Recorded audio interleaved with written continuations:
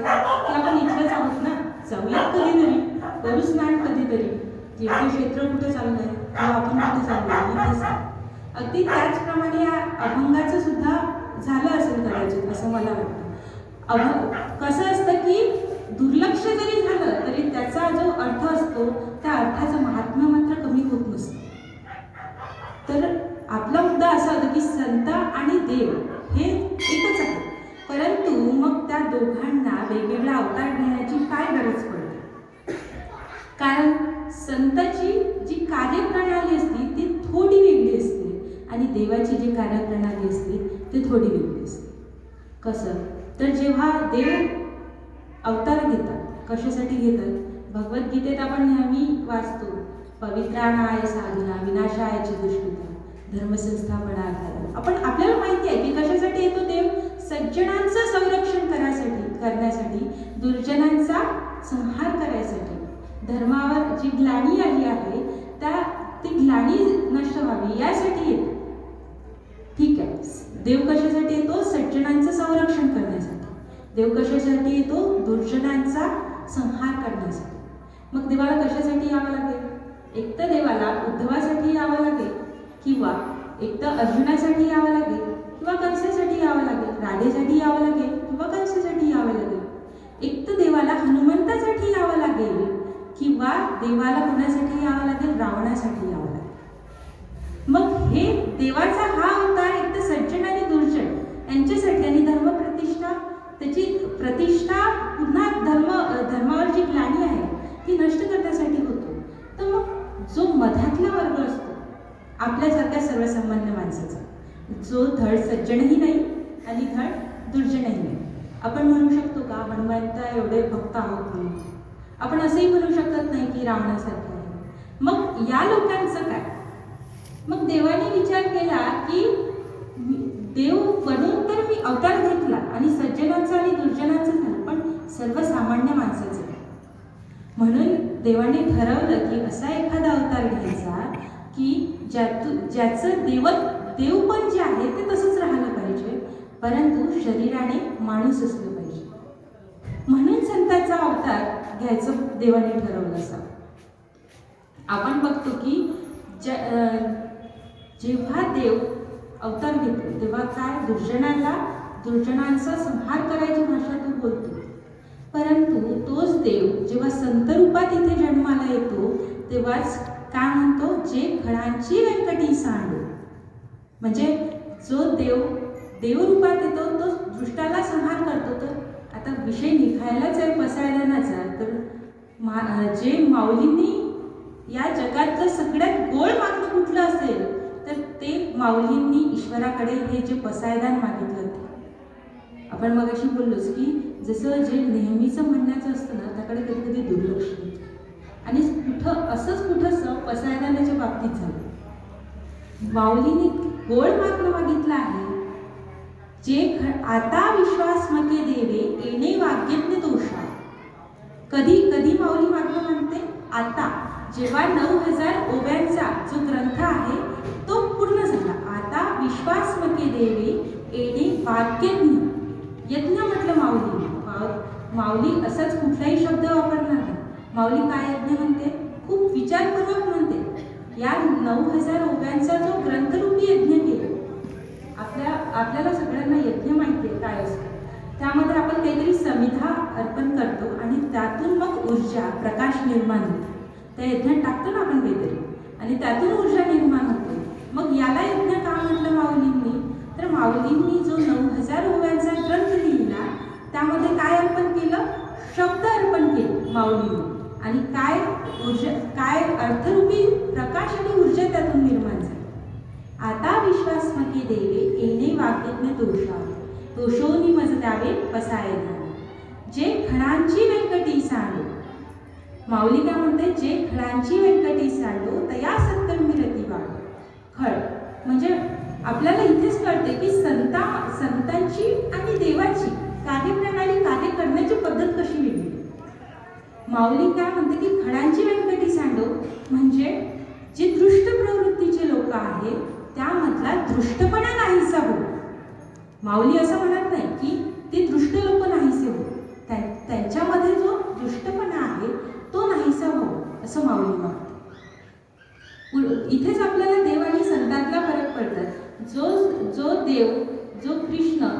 रूपाने येऊन दुष्टाचा संहार करायची गोष्ट करते, तेच संत रूपात येऊन, माऊलीच्या रूपात येऊन जे खळांची व्यंकटी सांडो, म्हणजे दृष्टपणातला, दृष्ट माणसामधला दृष्टपणा नाहीसा होईल असं मागणं मागतं. जे खळांची व्यंकटी सांडो तया सत्कर्मी रती वाढो, म्हणजे दृष्टपणा नाहीसा होऊन त्याच्यामध्ये सत्कर्मी रती वाढव, म्हणजे जो चांगुलपणा आहे तो वाढव. माऊली इथे वाढव म्हणते, रुजव नाही म्हणत. म्हणजे माऊलीला माहिती आहे की प्रत्येकाच्या ठिकाणी हा चांगुलपणा असतोच, फक्त तो वाढव असं माऊली म्हणते. मग कदाचित आपल्याला असं पण वाटू शकते की माऊलींनी जे पसायदान मागितलं त्यामध्ये दृष्ट प्रवृत्तीच्या लोकांसाठीच का पहिल्यांदा मागितलं. याचं आपल्याला एखादं असं पण उदाहरण घेता येईल की एक आई आहे समजा, तिला 2 मुलं आहेत. एक चांगला पदावर गेला आहे, जज वगैरे काही झालेला आहे, आणि एक दरोडेखोर आहे. मग ती माऊली, ती आई देवाकडे मागताना कुणासाठी मागणार. जो दरोडेखोर आहे, जो दृष्ट प्रवृत्तीचा आहे त्याच्यासाठीच आधी मागणार ना. कारण तिला माहिती आहे की जो आपला चांगला मुलगा आहे, जो सज्जन आहे, त्याच्या चांगुलपणामुळं त्याला समाज जवळच करणार आहे.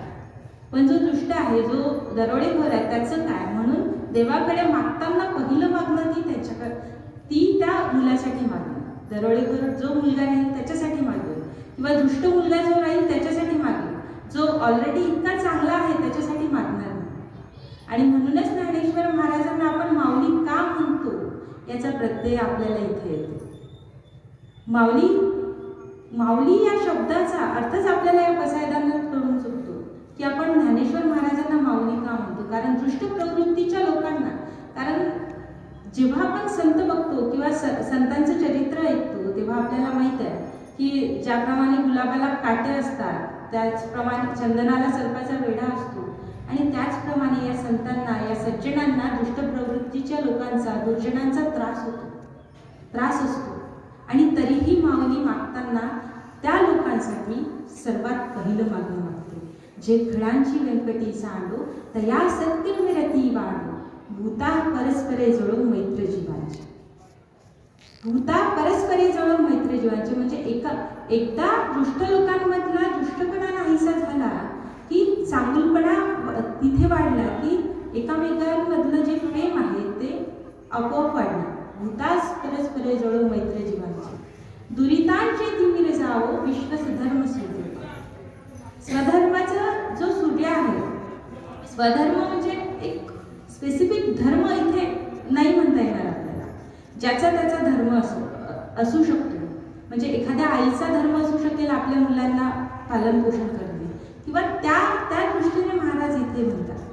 महाराज काय म्हणतात पुढे. महाराज म्हणतात की भूतास परस्परे जळो मैत्र जीवांचे, दुरितांचे तिमिर जाओ विश्वस धर्म सूर्य पाओ, जो जे वांशिल तो ते लावो प्राणी जाते, जो जे वांशिल तो ते जावो प्राणी जाते.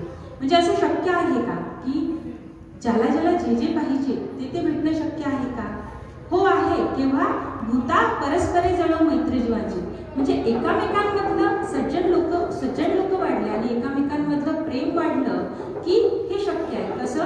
भूता परस्परे जळो मैत्र जीवांची, एकामेकांतलं प्रेम वाढलं. मला एखादी गोष्ट पाहिजे आणि ती मला न भेटता माझ्या बाजूच्याला भेटते, पण मला तेवढाच आनंद होणार की ती गोष्ट मला भेटायला पाहिजे. म्हणून जो जे मानशील तो ते लाभो प्राणी जातो. केव्हा हे होईल. जेव्हा भूता परस्परे जळो मैत्र जीवांची, तेव्हाच हे शक्य आहे. ज्याला जे पाहिजे ते भेटेल. जरी त्याला ते नाही भेटलं तरी त्याचा आनंद मात्र त्याला होईल असं माऊली म्हणते.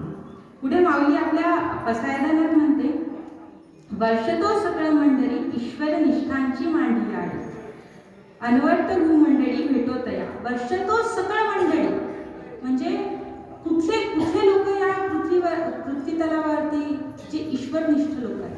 कसे. जे खळांची व्यंकटी सांडो, ज्यांचे वाकडेपणा, जो चांगुलपणा ज्यांच्यात वाढला आहे, ज्याचा वाकडेपणा निघून गेला आहे, ज्यांमधलं एकमेकांचं जे प्रेम आहे ते वृद्धिंगत झालेलं आहे, ज्याच्यामधला जो प्रेमभाव आहे तो वाढलेला आहे, असे लोक या जगात दाटीवाटीनं तयार व्हावेत असं माऊली मागते. माऊली म्हणते, वर्षतो सकळ मंडळी ईश्वर निष्ठांची मांडी आडी, अनवर्त भूमंडळी भेटो तया भूता. म्हणजे असे लोक दाटीवाटीने या पृथ्वी तलावरती भेटो. चला कल्पतरूची आर. कल्पतरू प्रत्येकाला इथे माहिती असेल कल्पतरू वृक्ष म्हणजे काय. आपण लहानपणी गोष्टही ऐकायचो कल्पतरू वृक्षाची, की ज्या झाडाखाली बसलं की सर्व इच्छा मनातील पूर्ण होतात. कल्पतरू पूर्ण कल्पना केली तरी ते पूर्ण होते. तर अशा वृक्षाचे चला कल्पतरूचे आरव. आरव म्हणजे बगीचा. अशा हे जे लोक राहतील ते कसे राहतील. कल्पतरूचे आरव राहतील, ज्यांच्याकडे गेलं तरी आपल्या सर्व इच्छा, ज्या काही इच्छा कल्पना जे काही असेल ते पूर्ण होतील. एकटा वृक्ष नाही म्हणत माऊली, काय म्हणते कल्पतरूचे आरव. म्हणजे असे लोक कोण असतील. कल्पतरूचे बगीचे असतील. चेतना चिंतामणीचे गाव. चिंतामणी रत्न आपल्या सगळ्यांना माहिती आहे की मनातील ज्या चिंता असतात ते हरवून घेते, पूर्ण म्हणजे जे काही चिंता असेल ते निघून जाते किंवा ते पूर्ण करते. चेतना चिंतामणीचे गाव. अशा चिंतामणी रत्नाची खाण कोण आहे तर हे ईश्वरनिष्ठ लोक. असे लोक दाटीवाटीने हो असं माऊली मागते. चेतना चिंतामणीचे गाव बोलते जे अर्णव पियुषांचे. आणि हे जे लोक असतील ईश्वरनिष्ठ लोक असतील त्यांच्या तोंडून निघणारं काय. बोलते जे अर्णव पियुषांचे. त्यांच्या तोंडून निघणारे जे शब्द असतील ते कसं असतील. अमृताप्रमाणे असतील. अमृताचे समुद्र असतील.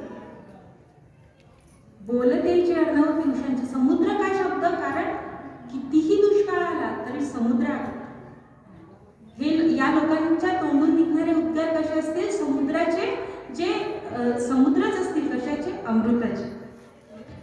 चंद्रमेचे अलांछन मार्तंड देता पहिला. म्हणजे चंद्रमेचे अलांछन कसे असतील ते लोक. चंद्राप्रमाणे शीतल असतील. मार्तंड देता पहिला. आणि त्यांचा प्रकाश कसा असणार. सूर्याप्रमाणे असणार.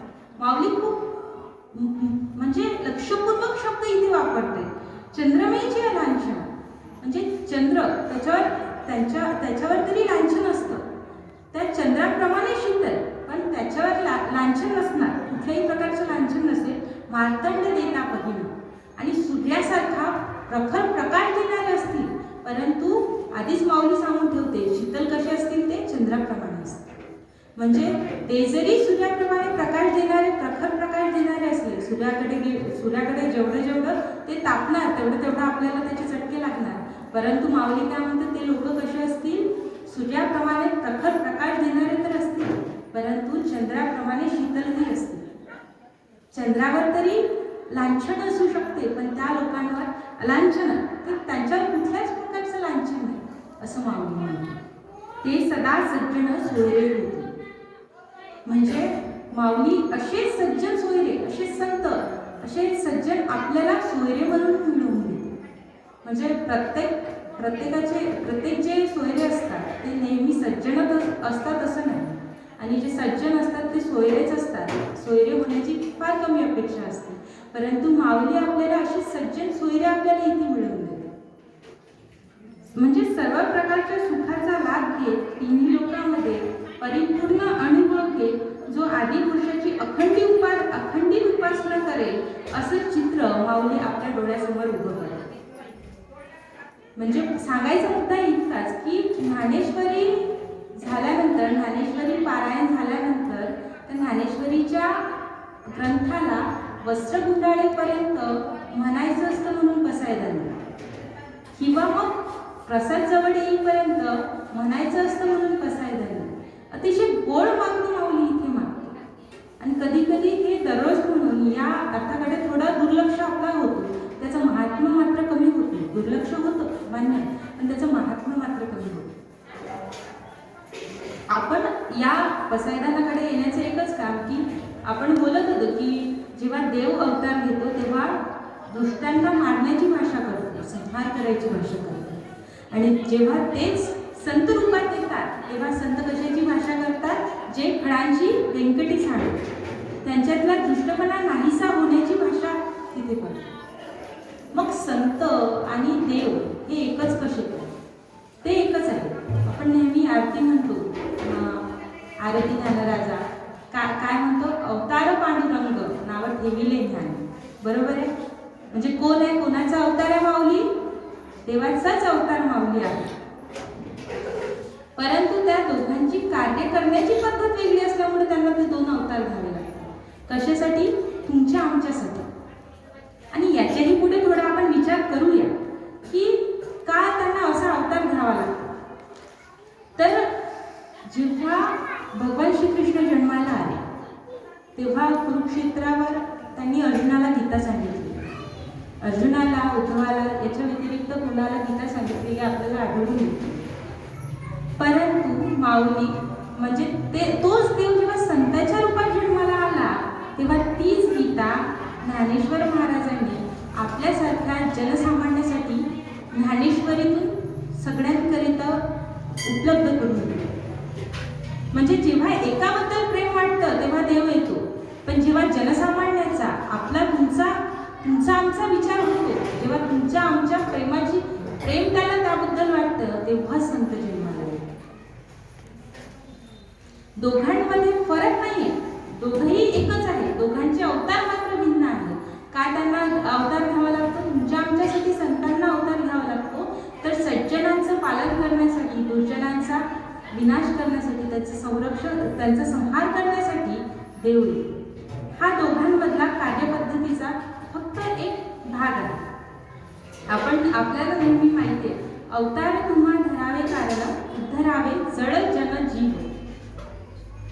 अवतार कशासाठी घ्यावा लागतो? कुणासाठी? जळ जन जीव यांच्या उद्धारासाठी. माऊलींनी काय केलं? रेड्याच्या मुखातून वेद बदलले. कशाचा उद्धार झाला? जीवाचा उद्धार झाला. माऊलींनी हरिपाठ लिहिला. कोणाचा उद्धार झाला? जनाचा उद्धार झाला. माऊलींनी भिंत चालवली. कशाचा उद्धार झाला? जळाचा उद्धार झाला. म्हणजे इथे स्पष्ट होतं की संत कशासाठी येतात, संतांचे येण्यामागचं कारण. जेव्हा भगवद्गीता सांगितली तीच भगवद्गीता ज्ञानेश्वरी रूपात माऊलींनी सांगितली आणि तेच कारण त्यांच्या जन्माचं होतं. बरं, याही पलीकडे आपण विचार केला असता एक तुकाराम महाराजांचा अतिशय छान प्रसंग आहे. यावर आपल्याला प्रमाण घेतलंच पाहिजे. काहीतरी प्रूफ करायचं म्हटलं तरी प्रमाण लागतंच.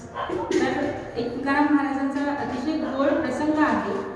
तुकाराम महाराजांच्या चरित्रामध्ये अलगडशहाचं एक चरित्र आलं आहे.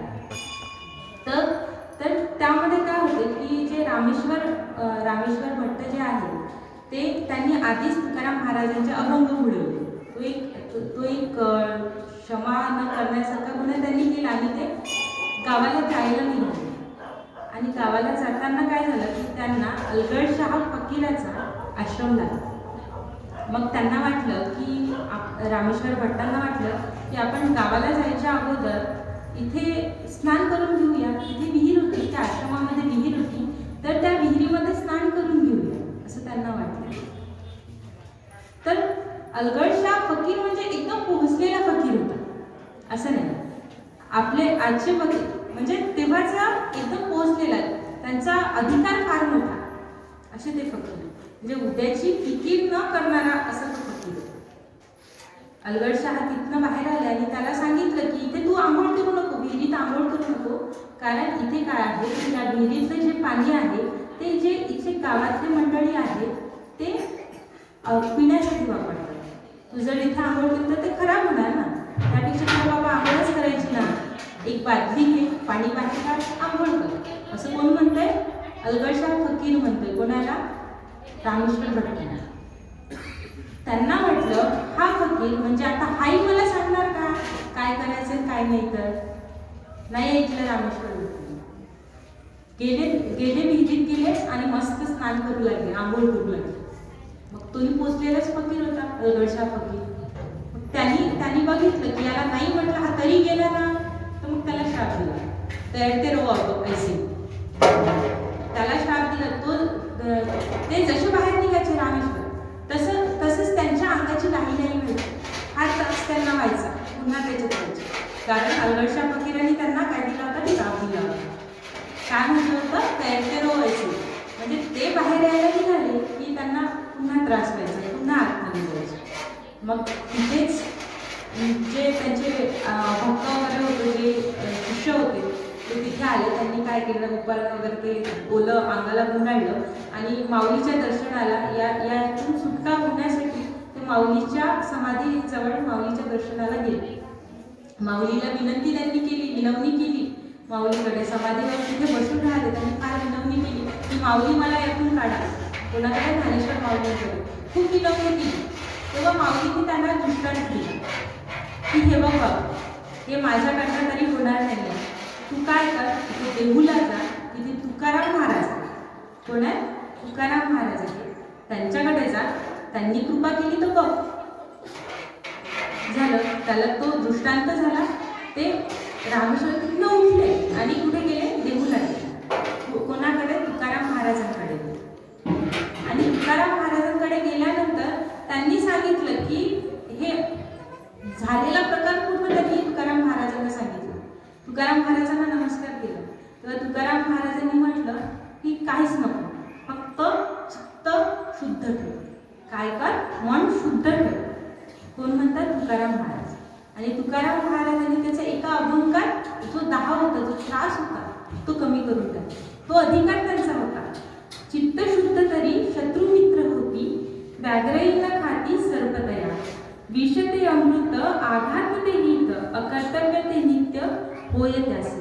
तुकाराम महाराजांनी काय केलं? एका अभंगामध्ये त्याचं दाह कमी करून टाकलं आणि तो तिथून निघून गेला. मग नंतर अलगडशा फकीराला समजलं की याचा दाह कमी झाला, आपल्या शापाची तीव्रता कमी झाली. त्यांना वाटलं हा अधिकार कोणाचा? हा अधिकारी माणूस इतका कोण आहे जो माझा श्राप नमवेल, तो माझा श्राप कमी करणार, त्याचा दाह कमी करणारा इतका अधिकारी पुरुष कोण आहे, इतका अधिकारी संत कोण आहे, असं त्याला वाटलं. आणि तोही फकीरच, पोचलेलाच फकीर होता. मग त्याच्या हातात कटोरी असायची. त्या कटोरीला त्यांनी आज्ञा दिली की जोपर्यंत तुला तुकाराम महाराजांच्या घरचं अन्न किंवा जे भिक्षा असते ती मिळत नाही, तोपर्यंत तू भरायचंच. असा तसा फकीर नव्हता तो, खूप पोचलेला फकीर होता अलगडचा. आणि त्यांनी त्या कटोरीला आज्ञा दिली की तू तेव्हाच भरायचं जेव्हा तुकाराम महाराजांच्या घरची भिक्षा तुला मिळेल. आणि तो निघाला. तुकाराम महाराजांचं घर आलं. तुकाराम महाराजांची मुलगी बाहेर आली. आई दळतच होती. तिने त्यातली एक मोठी जे कलिती त्यांनी त्यामध्ये टाकली, त्यांना दिली. आणि ते जे कटोरी होती ते ओसंडून वाहत होती. आणि त्यांना वाटलं, त्या अलगडशा फकीराला वाटलं हेच तुकाराम महाराज आहे. तिथेच त्यांनी लोटांगण दिली. ती मुलगी म्हणते मी नाही, माझे बाबा. मग त्यांनी विचारलं कुठे? डोंगरावर. मग तो अलगडशा फकीर डोंगरावर तुकाराम महाराजांच्या भेटीला. त्यांनी तिथे गेल्यानंतर तुकाराम महाराजांना लोटांगणच घातलं. महाराजांनी त्याच्यावर कृपा केली, म्हणजे त्याची विचारणा केली, त्याच्यावर कृपा केली. आणि त्याच्यानंतर तो अलगडशा फकीर यांनी तुकाराम महाराजांची स्तुती करताना आपल्या दोहामध्ये तो म्हणतो, तुका तुका राम असे दो नाम एक अंग. म्हणजे फार गोड आहे ते. तुका तुका राम असे, तुका दोनदा तुकार, तुका तुका राम असे. तुका म्हणजे तुलना, तुका दुसऱ्यांदा तुका आलं म्हणजे तुकाराम महाराज. तुका तुका राम असे, राम म्हणजे प्रभू रामचंद्र, त्यांच्याशी तुलना काय म्हणतात? तुका तुका राम असे म्हणजे तुलना कुणाची? तुकाराम महाराजांची कुणाशी? रामाशी. दो नाम एक अंग. नाव जरी दोन असते राम आणि तुकाराम महाराजांचं, तरी काय म्हणतो? दो नाम एक अंग. दोन नाव पण अंग एक. उनका सेतू भंग गया. कुणाचा? रामाचा. उनका सेतू भंग गया, इनका सेतू अभंग. कोण असं म्हणतं? ही स्तुती कोण करताय? अलगडशा फकीर तुकाराम महाराजांची. रामासोबत तुलना केली आणि काय म्हणतात? तुका तुका राम असे दो नाम एक अंग, उनका सेतू भंग गया, इनका सेतू अभंग. म्हणजे आपल्याला कळतं की नाव जरी दोन असले तरी यांचं महात्म्य किती असतं, संतांचं किती महात्म्य आहे. त्यांचा सेतू गेला पण यांचा अभंग अजूनही आहे. आणि तसंच थोडंफार आपल्या अभंगाचं सुद्धा झालं आहे. माझ्या विठोबाचा कैसा प्रेम भाव, आपणच देव होय. माझ्या विठोबाचा कैसा प्रेम भाव आहे म्हणजे कसं प्रेम आहे त्याचं. मी स्वतःच देव असं. म्हणजे देव पाहावया गेलो आणि देवची जन्म अशासाठी. एकदा म्हणजे याच्यावर आपल्याला एक आणखी असा प्रसंग मला आठवला महाराजांचा. संत श्री गुलाबराव महाराजांचं नाव तुम्हाला माहिती असणार. तर संत श्री गुलाबराव महाराज एकदा आळंदीला गेले होते. तर आळंदीला गेल्यानंतर ते माऊलींना ताक मानायचे. माऊली मंदिरात गेले, एका दर्शन घेतलं आणि आपला कुणाला त्रास नको म्हणून बाजूने बसून गेले. कोण? संत श्री गुलाबराव महाराज. नंतर मग माऊलींच्या पूजा अर्चनेची तेव्हा वेळ होती. समाधीची पूर्ण पूजा चालू होती, त्यांच्यावर स्नान वगैरे त्या समाधीचं चालू होतं. ते चालू होतं आणि त्यात काय झालं की जे पांघरकर होते, जे तिथले पंडित होते, जे भटजी होते तिथे, त्यांची जी अंगठी होती ती अगदी सूक्ष्मरित्या कोणाला खरचटलं, समाधीला त्याचा त्रास झाला, खरचटलं.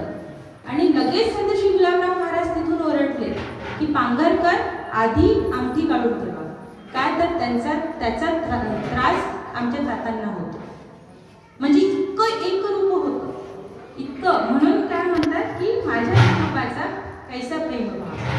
या अभंगाचं पूर्ण महाराजांच्या या प्रसंगाला म्हणजे कसं एकीकरण होऊ शकतं.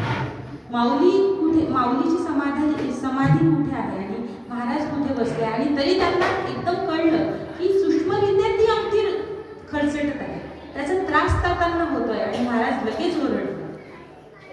आणि आपण बघितलं की देव आणि संत हे एकच आहे, परंतु ते अवतार मात्र त्यांना घ्यावा लागतो. कशासाठी?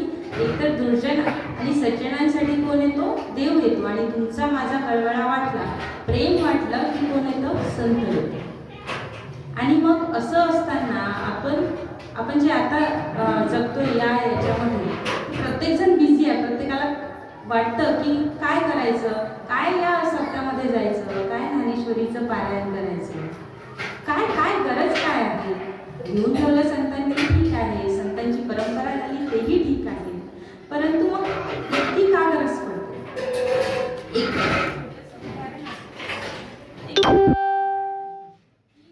आपण लहान असायचो तेव्हा आपल्याला नेहमी आपल्या घरच्या गोष्टी आणि तसंच एक छोटीशी गोष्ट होती एका राजाची. आणि लहानपणी कसं असायचं, राजा राणीच्या गोष्टी आम्हाला फार आवडतात.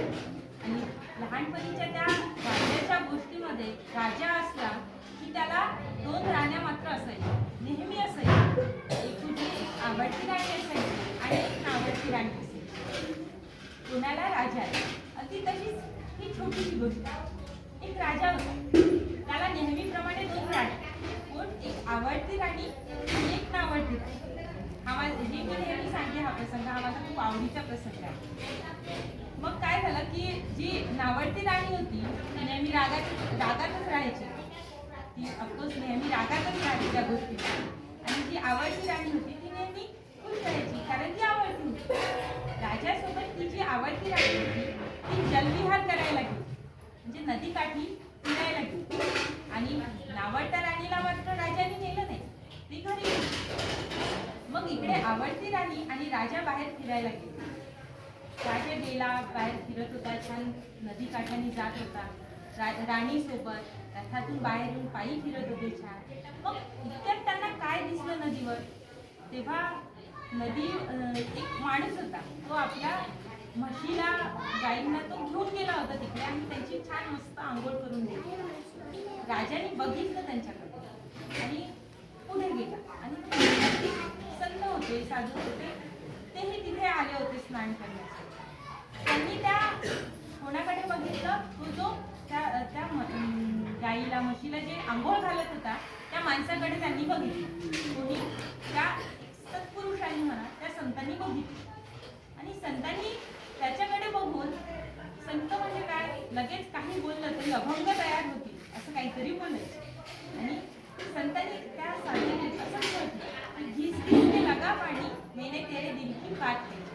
कोणाला म्हटलं? त्या साधूनी त्या म्हशी धुणाऱ्या त्या माणसाला पाहून, त्या शेतकऱ्याकडे पाहून त्यांनी म्हटलं की घिस घिस के लगा पाणी, मैंने तेरे दिल की बात कही.